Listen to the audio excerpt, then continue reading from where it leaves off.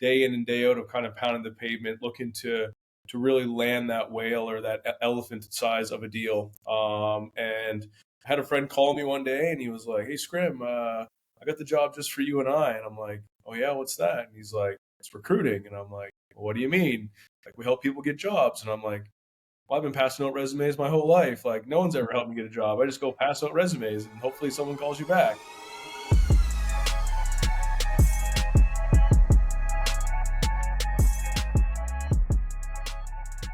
Thank you for listening to the Interesting People You Meet podcast. This podcast is sponsored by Newground Financial. Newground Financial is a full-service investment and insurance brokerage firm that specializes in employee benefit plans, corporate insurance, and retirement planning.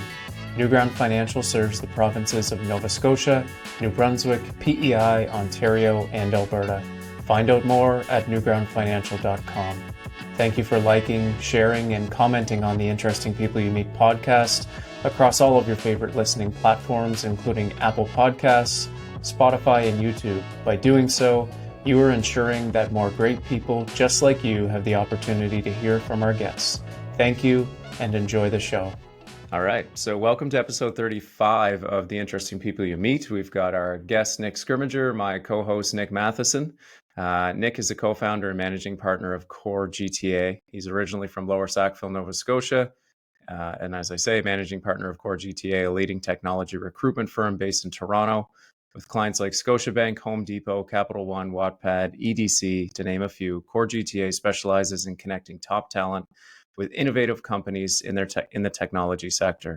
With 10 years of experience in the industry, CorGTA has a proven track record of successfully matching skilled technology professionals with the right opportunities, resulting in a strong and long-lasting partnerships with some of their current clients. CorGTA has experienced significant growth and expansion in the Toronto market of over 400% in the last 3 years, positioning the company as a go-to resource for both job seekers and employers looking for top talent in the tech sector. Nick is passionate about staying current on industry trends and is dedicated to helping others succeed in the fast-paced world of technology and professional services. Nick, thanks for joining us here today. Awesome. Excited to be here. Thanks for having me. Absolutely. Nick, why don't you give our audience a brief description of how I'm just, for our audience, Nick and I know each other, or known of each other, and played hockey together years ago. Lost touch a little bit, and now all of a sudden you're in Toronto and you're crushing it in a business. So it's awesome to connect. I'd really love you to share your story of, how'd you end up from, born and raised in Lower Sackville, living in Toronto, running a team of 20 in a really, growth-oriented sector.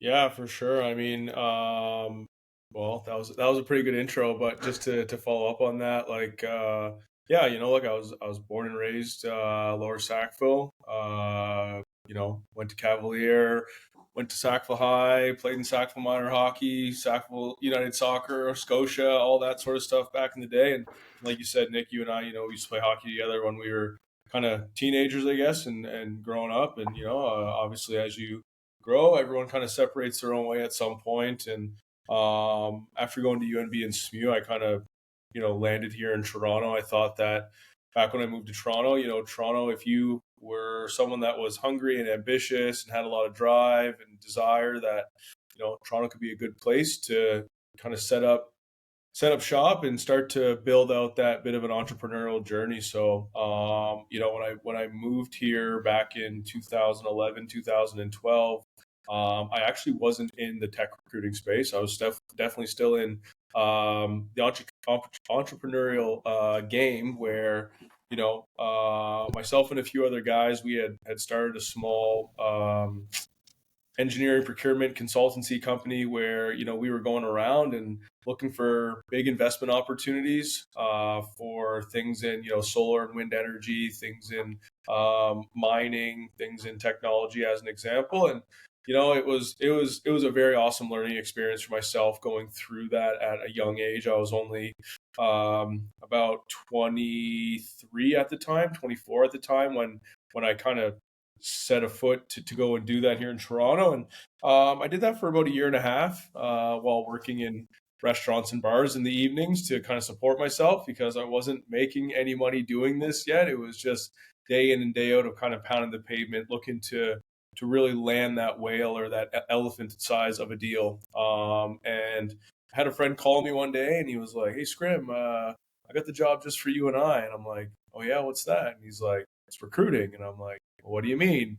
Like, we help people get jobs. And I'm like, well, I've been passing out resumes my whole life. Like, no one's ever helped me get a job. I just go pass out resumes and hopefully someone calls you back. Like, no, anyone that's into agency recruitment, I guarantee never went to university and said, I'm going to be an agency recruiter someday. It's one of those things that it probably falls on your lap in some capacity or another, some overlap, some, you know, cross pollinations of paths somewhere. But ultimately it's very sales driven, very sales environment. And so I started to work for a really large recruitment firm. They were called Randstad Technologies, global firm based out of Holland, been around since the 60s, second largest recruitment firm in the world, I think behind Adecco. But yeah, I kind of, that's where I, got my feet wet in the recruitment space back in 2013. Worked for them in their head office here in Toronto, and then I worked for them in Calgary for about a year and a half in total. I worked almost 2.5 years, I guess, with them, and it was a great learning opportunity and a great experience. A lot of, I guess, very solid individuals, almost like seasoned veterans of the space, if you will, to learn from. And, I soaked up as much as I could. And there was a gentleman I was working with who's now my business partner here in Toronto, in Calgary at the time. And, you know, it was one of those things. Me and him would always go to client meetings together in Calgary. And I was the client facing guy, and he was the recruitment, strategic headhunter profile. And, we would get a lot of good feedback from our clients around, when are you guys going to start your own company? Are you guys ever going to start your own business? And it was one of those things like, you never, I don't think there's ever a perfect time to go and start your own company or business. It's just kind of, we got to dive in here head first and take a leap of faith, and then, bet on ourselves to go and kind of make this work. And, that was kind of in 2015, 2016 that, we decided to take that, I guess, leap of faith and step and get to where we're at today. Nice. So almost 8 years in, you were sharing. It's Ozzy, right, or Ian, your business partner? Yeah, it's Um, his name's Ian, but because he's from Australia, I call him Ozzy. So nice, right on. You're at 20 employees right now. That's quite the journey. Tell us about that, starting from yourself and Ian to that number, and yeah, what's that yeah, look like? for sure. Look, in 2016, we established CorGTA as a business, and literally it was me and him in the living room of my house. I lived in a townhouse in downtown Toronto at the time, and Ozzy would show up at my house at like 8:30 in the morning. I was on one desk, he was on the other, and we just sat across from each other and just banged out the calls, banged out the work that had to be done. Day in and day out for the better part of like almost 2 years, I would say, where we finally got to a point where we had built like a big enough client roster and a big enough book of business where it was like, we can't sustain this, just the two of us. Like, we need to go and start hiring some people. We probably need to get out of the house and find a co-working space and get a little bit more, I guess just a little bit more of a better business operation going, right? Like I said, we had a really good foundation built, and then it was time to kind of start adding some more layers to that. So, in 2018, we went out and we probably made our first three hires that year, 3 or 4 hires that year. Two of those guys were actually guys I grew up with back home in Nova Scotia for better part of since I was about 17 years old. They called me one day, they want to move to Toronto. Hey, Scrim, we want to do what you do. And it's like, well, I don't have the time to teach this to you guys right now. So like, you're going to have to go get a job at a really big recruitment firm. You're going to have to learn it kind of the same way that I did. And then, then we can look at, bringing you guys into the mix. So that's essentially what they did. They both went and worked for a really large firm for about a year and a half. And then they came and joined us. And, I'm proud to say that 5 years later, they're both still here, right? And I think from there we just started to strategically look at where we were at. As an example, like me and Ozzy had laid the foundation that we didn't, need a ton of more salespeople in our business. We had so many relationships and so many sales opportunities in front of us between the two of us, is that we really needed a recruitment team to go out and to deliver on all the opportunities that we had kind of on our desk, right? So that's what we did. We built out the recruitment team initially, two, three, four people, and we got a small co-working space here in Toronto where you paid a monthly membership. So we paid a monthly membership for the staff, and every day you could show up, and we tried to get there early in the morning so that we could get the best spot in the co-working space and kind of post up there all day. And because it was a first come, first serve basis, but you know, yeah, we were there for about, I don't know, maybe like 7 months or a year, somewhere's around that.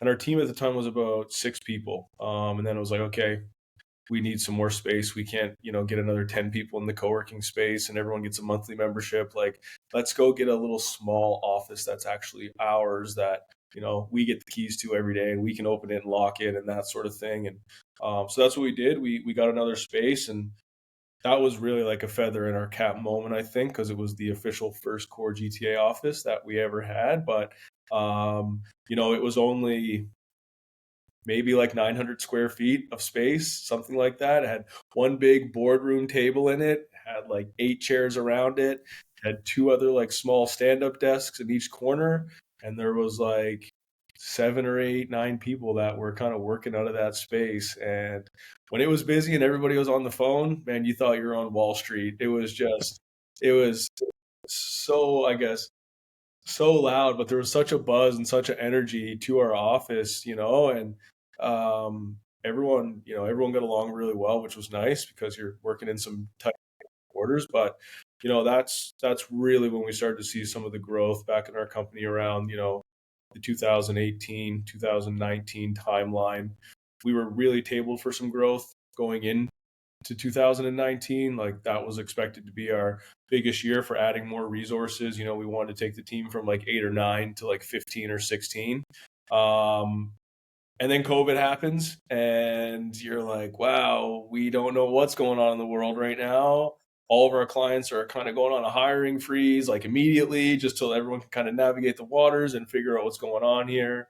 And then, that kind of went away maybe 2 months later. And because everybody, had to work from home, all the large enterprises and companies we worked with, a lot of them had to go and, ramp up their infrastructure to allow people to work from home, and more cloud engineers and things like that. And it was, it was crazy. I remember the day Home Depot called us because the store was closed. No one could go. So their e-commerce website was just literally like being over flooded with users and traffic to the website that, they were never actually ready for that at the time. I don't think anybody was. Walmart, Canadian Tire, Staples, nobody was ready in terms of their back end infrastructure to have that many users. Like, the servers were crashing, right? So it's like, then companies realize, okay, we need more developers, we need more architects, we need more tech resources to go and build out more stable infrastructure for people to work from home, for people to be on our e-commerce websites,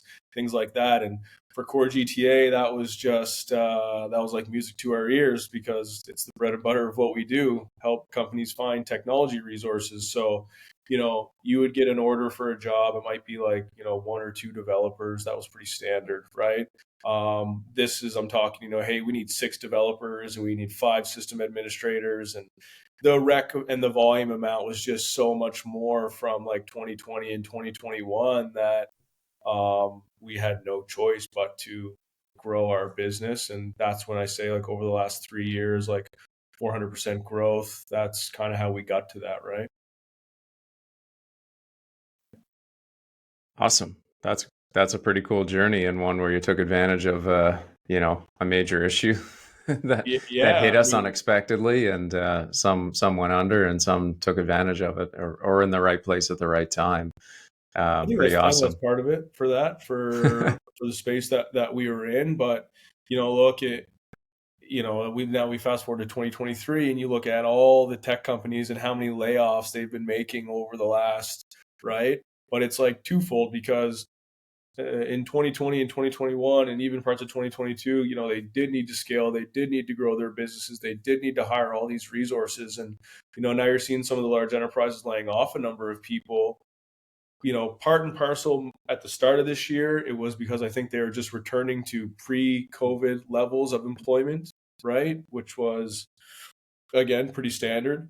But now I think the layoffs we're seeing, in the latter half of this year, a lot of them are due to just the economy, inflation, interest rates and things like that, where companies are trying to keep their shareholders happy and, keep the book in black and not in red. And, in order to do that, unfortunately, they're laying off a lot of people. Yeah, absolutely. Nick, you talked about, some of your growth so far as a company and, working from your townhouse to the boardroom to the co-working space. Those are some challenges, but it didn't seem like you lost sleep over it. Like, what were some of those big hurdles that you had to jump over in the first, 3 to 5 years of running your business? Time, I would say, is one of the big ones. There's never, when Ozzy and I really, kicked off our business in 2016, between 2016 and 2018, those initial couple of years, like it was really just, him and I, and we would work on our day-to-day business operations that we were trying to do, and then we would go to networking events in the evening or tech meetups or whatever it was to build our own company brand and get our own personal brand out there, and getting in front of those people, because I still believe it to this day, but nothing beats face-to-face interaction with individuals and people that you want to partner with. It's, I can see you guys right now on the screen, but I can't like feel your energy, right? When we're all in the same room, you get that sense of energy, and you kind of feel the buzz of the room or the engagement, or you have an exciting conversation, you walk out, you feel good about it, right? So I think that was one of the big challenges, was just not having enough time, or stretching ourselves pretty thin in the early days. But I think the other challenge too is, you're trying to grow and scale a business, and hiring people is always a challenge. And what I mean by that is, you know what we do as professionals is hire people and find people jobs every single day. But when you're an entrepreneur and you're going to hire people for your own company, right, that are then going to represent your own business and your own brand, and drive sales and revenue and all those sorts of things, it's a little bit more difficult, I kind of felt like, in some capacities, than maybe hiring for some of the roles that we did for our clients, right? So there was a bit of like, again, just like the learning experience as a business owner, to be able to go and you know hire some people, but also fire some people, and let some people go. And I don't know, I think for us, like, we were always very mindful of like our cash flow, and making sure that we always had enough irons in the fire, and we had enough deals in the funnel and things like that that would allow us to grow and scale. So like, we literally bootstrapped our business from the ground to $12 million in sales last year, right? But there's a lot of great things that happen all in between that. Like, we hire a director of recruitment to then allow me and Ozzy to not have to manage our recruitment team in the day-to-day aspects, but allow someone else to own that job function, so that we as the business owners can go and focus on other areas strategically to grow our business, or other client acquisitions that we want to go and target, right? Doing things like hiring a bids and proposal writer to go and respond to RFPs and bids that are in the market for technology recruitment or staff augmentation services, versus, again, like, me and Ozzy having to go and build out a bid and a proposal. And it's like, I'm not a bids or proposal writer. That's not my forte. Did we teach ourselves how to do it? Yeah, absolutely, because you don't have a choice, right? But again, from a business owner's mentality, finding someone that can actually do that better than you can, that's what you want to bring into your business. So I think that just learning to hire people that are better than you at certain things, and allow them to go and run with that function and control it, and show you, or give you feedback on some of the things, are the best practices for that. I think that's been really important for allowing us to grow and scale. um, you know um, client acquisitions, being able to be a part of some big programs that we're a part of, like in the Ontario provincial government or within a client like a Scotiabank, as an example, where, we've got 40, 50, 60 plus contractors, in Scotiabank that we want to go and replicate that program at TD and at BMO and at CIBC as well, right? Um, but just like, strategically targeting some clients that we wanted to get in and knew that, once we're in here and we can show a good model of delivery, that we'll have a successful partnership with them for a long time, right? If I look at, some of the clients, ones that you mentioned early off there in the intro, like we've been working with those clients for like 5, 6, 7 years in some capacities, right? So for us, we're really big on the relationship component of doing business with people and not necessarily the transactional one, right? So, but yeah, hopefully that gives you a bit of insight. Absolutely. Nick, do you have any questions? Curious what you see happening in the tech landscape today and where you see that going. What do I see in the tech landscape? Obviously, look, tons of buzzwords out there: augmented reality, AI, things like that, automation.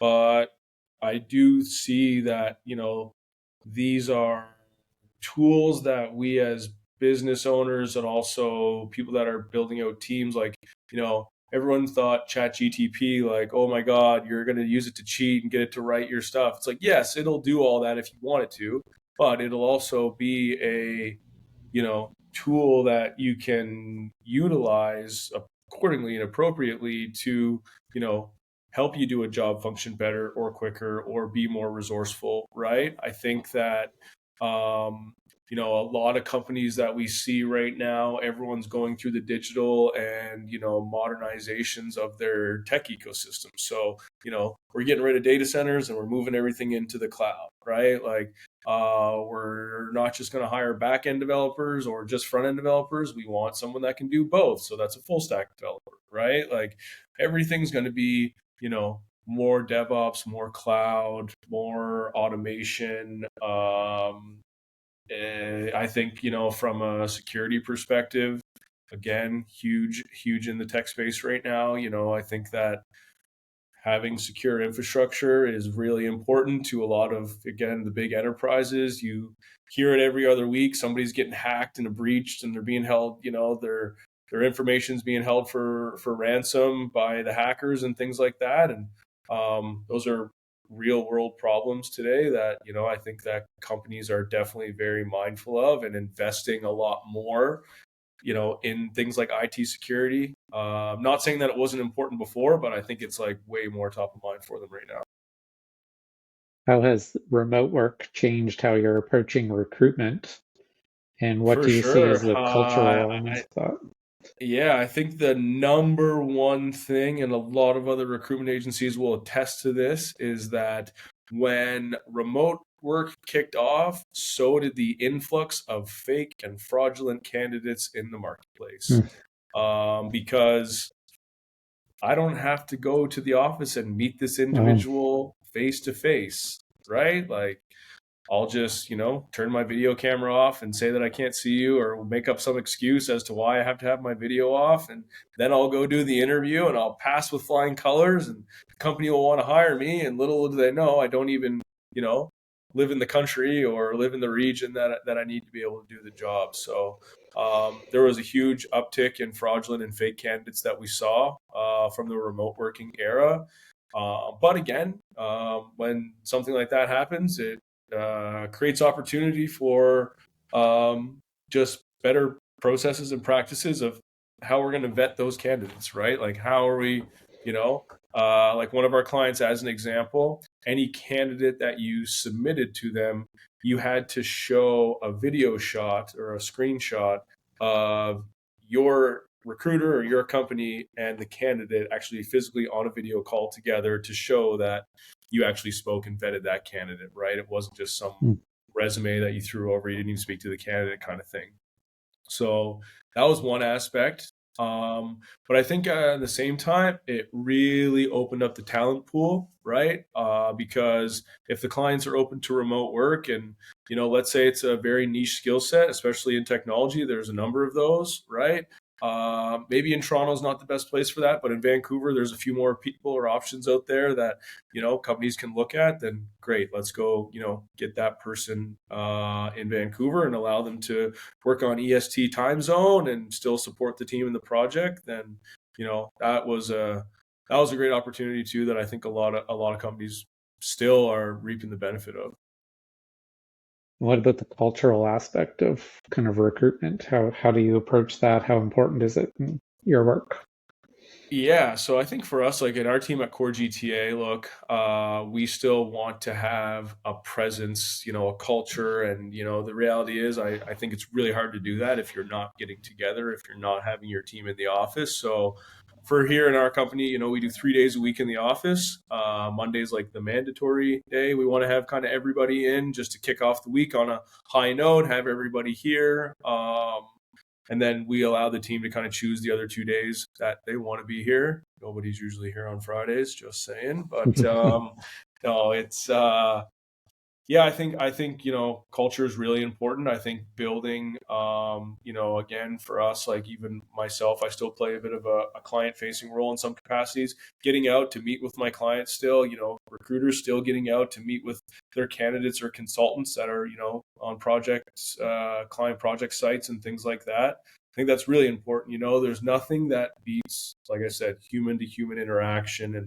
I think that again, recruitment's very competitive. So, if you're not out meeting your clients face to face or you're not out meeting your candidates face to face, I guarantee another recruitment agency is, right? And it's really hard um, to build that rapport if you're always just, having a phone call with somebody or you're always just like doing a video call. I think that, if you really care about people and for us, like obviously I'm raised in the Maritimes, lived there my whole life, and I've really just tried to, instill business practices or build business principles around, doing things with gratitude, doing things with integrity, doing things with hard work. But, you know, people are first and everything else is secondary. Like if you take care of people, the deals will flow, the clients will come, it'll all happen. But if you don't take care of your clients, if you don't take care of your employees, if you don't take care of the candidates that you work with, it's going to be tough. Can you say more about what made it harder to hire for your own team versus kind of your experience and expertise in recruiting for others? Yeah, I mean, what made it harder? Mm, I think, how to say this the right way? I think in our roles as placing people within an organization, we only have so much control in that aspect. Once the company or the candidate is hired by the employer, it's not my job to sit down and do a one-on-one with that candidate and a Mm. performance review and all those sorts of things, right? It's the internal hiring team's responsibility to do that, the manager. So, I guess once you do that Passover, it's kind of okay. Our job as the agency is finished. Yes, we're going to continue to do our follow ups on a monthly 45, 90-day, 126 months, just to touch base, with the hiring team and with the candidate, make sure everyone's doing their job and everyone's happy and things like that. But I think when you're trying to hire people for your own business as a business owner, you're a little bit more particular in some aspects. You're a little bit more, as again, when you're a small team, you try not to be, but there's definitely in the early days, like some micromanagement that, you need to do with some individuals because maybe they weren't there at the start to understand, how you acquired a certain relationship or there to understand the importance of that partnership that you have. And you want people to take the same type of, I guess, care of those clients as maybe you did before you decided, hey, I got to pass this off, I'm going to pass this one over, because you want them to maintain the relationship in the same way and give that great experience and, continue to grow and build that partnership. I guess, Nick, the one thing I can say when we do hire people more than anything is, are you a good person? Like, that's what I look for first and foremost. Like, are you a good person?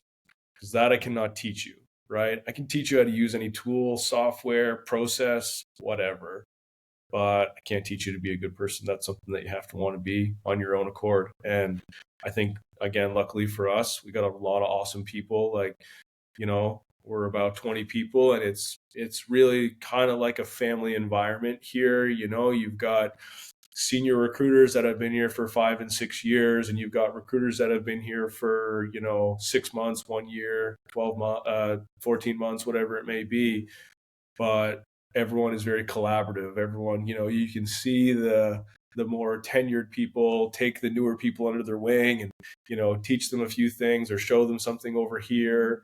And I think that, again, like, we've got people here, I would say half of our staff have been here anywhere from like 2 to 5 years, right? And I think that that says a lot about our culture and our team, and how we kind of take care of people. Nick, culture is super important. It always has been, and it seems to be more prevalent for, everyone's interested in, am I going to a place that I like versus one that might pay me more and these types of things. So how is it that you foster that great culture? What do you do to, encourage those relationships, to have the senior people help the juniors and that type of thing? I think transparency is a huge one. I think that, look, as a business, there's obviously things that the leadership team is more privy to than the rest of the team. But I think overall, because we are still a small team, that you need to have some levels of transparency around, what your expectations are, what your accountability is, and then, holding people accountable, but in a way that is um, driven by them, right? So as an example, like, at the start of every new year, we have our team, they submit like their goals and plans of like where they want to go this year. Not necessarily all professional, but they can be personal goals too, because again, we as a business, like, we want to help people achieve their personal goals. If they want to be better at something, okay, let's go get someone, some sort of training and development in that one thing so that they can be better at it, right? Or yeah, like, again, the accountability piece, it's, when you sit down to do your one-on-ones, it's like, remember when you said you wanted to do this and this, right? It's like, okay, so far we're tracking along here, but we need to do a little bit more over on this side if this is what we're going to do. But again, it's like, it's almost like the KPIs or the guidelines that they put in place for themselves, and then trying to hold them accountable to achieving them, and kind of showing them that path to success of how they can get there, right? I think that the one thing I know is consistency is the biggest key. You got to be consistent day in and day out, even on the days that you don't want to be. You just got to do a little bit more than the guy sitting next to you or the girl sitting next to you, to ensure that you're continuing to push forward, and not just standing still. And I think that, again, when you go to hire people, like, we're looking for high achievers, people that want to be high performers, right? And when you are growing a team and fostering that type of environment, and it's full of kind of um, good, like-minded, driven individuals, it's it's a little, I can't say, I don't have another experience to say it's not comparable, but I've definitely seen that when everyone is kind of bought in, it's like playing hockey. If everyone's bought into the system, like, great, we're all gonna do more and we're gonna get like. But when you have some people that are bought in and some people that aren't bought in, like, that's where the rifts and the ripples come in. And we just try to keep everyone bought into the vision of like what we do, why we do it, how we do it, what makes us, you know, good versus maybe some of our competitors. And again, I just think the consistency piece is a big part of it. Nick, you've reached a level of success in your business that most businesses don't. Generally, most will fold up over 5 years. Less than 6% make it to $1 million in revenue, and less than 5% make it somewhere between 5 million or more. You've hit that clearly. What is it that separates you from the rest? Honestly, our team, people that we have that work in our business, like, I'm yeah, I'm one of the guys that started it, along with three others. But there's a lot of other people here now that contribute, to our success day in and day out, and they really own their roles, and I think they trust us as leaders and managers to, again, like, show them the way sometimes, like, um, it's not always lollipops and rainbows. Definitely some days there's, rainstorms and dark clouds all around, but it's about being able to like weather the storm, come through it together and showcase that, see, you're okay. You made it to the other side. It wasn't that bad.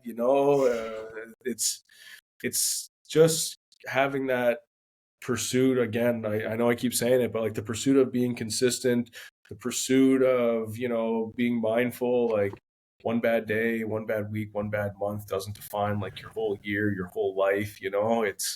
It's a long play, right? But I think that, um, yeah, honestly, I think it's got to be our team, man, that's allowed us to get here, being able to scale, being able to drive, drive the business forward.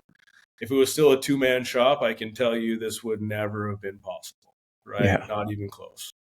Mentally, it can be quite fatiguing as an entrepreneur to go from the two-man shop to, oh no, now we need to build a team.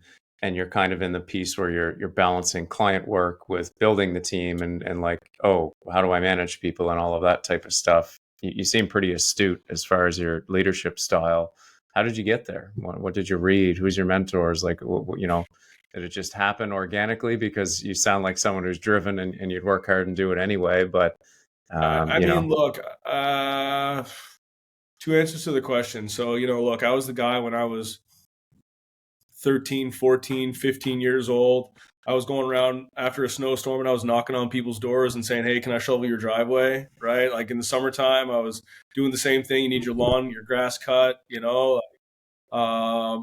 when I was in my first year of university, I came home that summer, and a buddy and I, we really just wanted something chill to do all summer long. It's like, well, let's just go mow lawns. So we asked his dad and my grandfather at the time, like, can we have $1,500? And they gave us $1,500, and we went out and bought a really crappy old truck and a couple lawnmowers and a couple whippersnippers and called ourselves Grass Choppers Landscaping and made flyers and just went around the subdivisions in Sackville and put one in everyone's door. And by the end of the summer, we had like a full roster of clients. We made way more money than we ever thought we were going to at like 20 years old. But again, it was just, so I guess for me, like, I've always had the entrepreneur in me. My grandfather was an entrepreneur for better part of, 50 years of his life, and someone I looked up to a lot. And I took a lot away from him, I think, seeing what it meant to be an entrepreneur, being like, he was a salesman. He was on the road all over Nova Scotia, Yarmouth Coast, Cape Breton Coast, all that sort of stuff. And, but I also saw like how well he was able to provide for his family and his friends and, the people that worked for him and things like that. And I think a big part of that like stuck with me. So, when I said like there's never the right time to go and start your own company, when we got the opportunity to start CorGTA, it wasn't like this big thought out, methodical, okay, now we're ready. It was just kind of like, okay, the opportunity's here and we need to capitalize on it. So like, let's just jump in the deep end here and start swimming and, try to stay away from the sharks as best you can. And you might get a bite or two here, but you're not going to die. And, as we started to do that, it was things like, it was, so, me and Ozzy have two other partners in CorGTA. They are, 30 years mine and Ozzy's elder, and they are very successful businessmen. They've, done a lot of M&A deals, bought, sold, grown a lot of companies. And I think when they first met me and Ozzy, they saw younger versions of themselves in some capacity and said, all right, boys, like we're going to go into a partnership together, and we believe in you guys, and we're going to teach you a few things along the way. And Doug and Larry are my partners, and they definitely have they've done a lot for us in terms of the mentorship piece for sure. Um, gone through things like lawsuits that I never had to go through before, but hey, we come out on the other side for them, right? And through the mentorship of like Doug and Larry through those times, or just things around like firing clients. I never thought I was going to fire clients. I'm working so hard to acquire them. Why am I trying to fire them? And sitting down with these guys, like like fire the client. It's like, really, we're going to fire the client? Yeah, we're going to fire the client. Okay, we're going to fire the client then. Fire the client, right? Like, but again, like, looking back on some of those things, like, I'm so glad I fired that client. Like, it was such a waste of my time, my team's time. Like, the one thing that's really precious to us all is time. And, I always say that to my clients and to my team, candidates, like, one of our biggest rules of thumb is like, don't waste people's time, right? Like, if you want to work with us, work with us. If you don't want to work with us, that's okay. Just let us know. We're okay with that, right? Candidates, if you're interested in a job, really be interested in it. When we call you for the interview, don't ghost people, right? Like things like that. And then I just think like I've invested some of my time, Nick, into some leadership courses. I've done the Queen's University Executive Leadership Program. I've done the Schulich School of Business at York University as well, their leadership program. And I think those were really good takeaways. I think that, you learn that not everyone is motivated by the same things intrinsically. I think that everyone's motivated by different things. Not any two people are really the same. So, from a leadership perspective, being able to understand what those motivators can be for some individuals and, how to get the most out of people in that capacity. Leadership programs like that have been very like instrumental in, my development as becoming a leader, a manager, CEO of a company. So that's what I guess I can say on that piece. Great. Yeah. Good on you. That's excellent. Nick, we're getting close to time here, and I just curious a question I like to leave most guests with is kind of, well, I'll tailor it for your situation. So yeah, for other young budding entrepreneurs, even though we're not young anymore, um, what advice would you give to someone in your shoes about 10 years ago who's kind of landing perhaps in a similar situation or thinks they want to start a business? You're on the other end, to some degree. What would you tell your younger self or that person listening to this podcast? Honestly, like anything is possible. The only people that I'll tell you that it can't be done are the ones that have never done it themselves, right? I think that, like hard work, consistency, like hard work will always pay off. It might not be today, it might not be tomorrow, but eventually, like your hard work will pay its due back to you. You know, don't be afraid to start. You're not the first person to ever try and start a business and fail or succeed at the same time. So, just surround yourself with good people. Surround yourself with the people that, you want to replicate or you want to be like, or you want to be in a similar position that they are in. Find those people, find those mentors, reach out to them. People are pretty good in 2023. If someone dropped me a question like, hey, Nick, I'd love to get to where you're at someday. Can we talk? Like, and they're a young and aspiring entrepreneur, I'm probably going to take that call or, have some sort of email dialogue with that person. But yeah, I just think that, surround yourself with good people, have a vision, don't be afraid to try, be vulnerable in some capacities and, really just put yourself out there and then work your friggin' ass off, man. There it is. That's the one. Let's say just work your butt off. Yeah, amazing. Nick, thank you so much for joining us on episode 35 of the Interesting People You'll Meet. We learned lots. For anyone listening, please like, subscribe, comment so more people can find Nick's message, and we'll share this along. Nick Scrymgeour from CorGTA, thanks so much for joining us. Guys, thanks so much for having me. Appreciate Perfect. it. Thank Awesome. you. Great Thank you, journey. Sid.